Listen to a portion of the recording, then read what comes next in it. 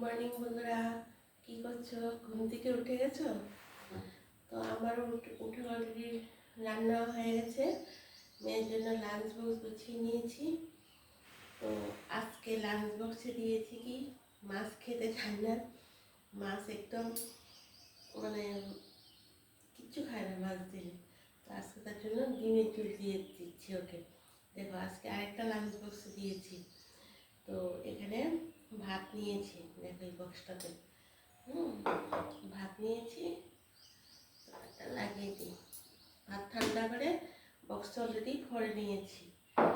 আর এখানে দিয়েছি একটু আলু ভাজা, একটু আলু ভাজা, কাঁচা লঙ্কা দিয়ে একটু আলু ভাজা দিয়েছি। আর এখানে দেবো একটু হাঁসের ডিমের ঝোল। ডিমটা দিলে বরং খায়, বা নিরামিষ কিছু রান্না করে দিলেও খায়। মাছটা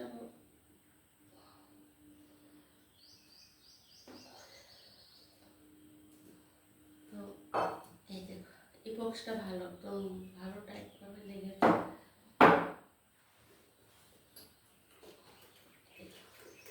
আলাদা করে আর ব্যাগ নিতে হয় না, এটা নিলে একবারে এই ব্যাগটা ওই বক্সটার মধ্যে কি হতো, আবার আলাদা করে একটা ব্যাগের মধ্যে ঢুকিয়ে নিয়ে যেতে হতো। এটা হলে এটার সঙ্গে আরেকটা বাটি আছে, আর একটা ছোটো বাটিও আছে। তো তুমি কিছু দিলে নেবে না, মিষ্টিও খায় না, তারপর ফল দিলেও থেকে যায়, তার জন্য দিন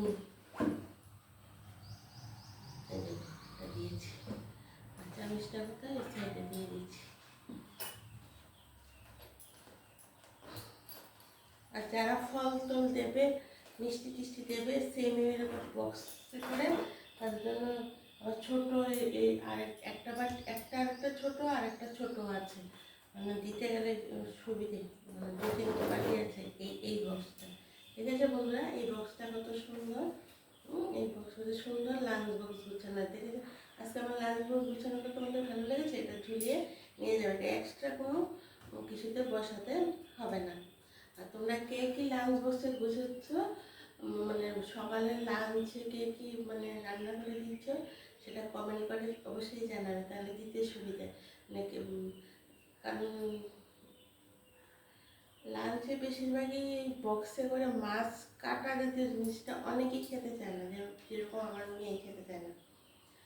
আর তাহলে বন্ধুরা, এখন অনেকটা বেলা হয়ে গেছে, তোমাদের অনেক কাজ আছে, আমারও কাজ আছে। তাহলে আজ এখানেই শেষ করি, পরের ভিডিওতে আবার তোমাদের দেখা হবে।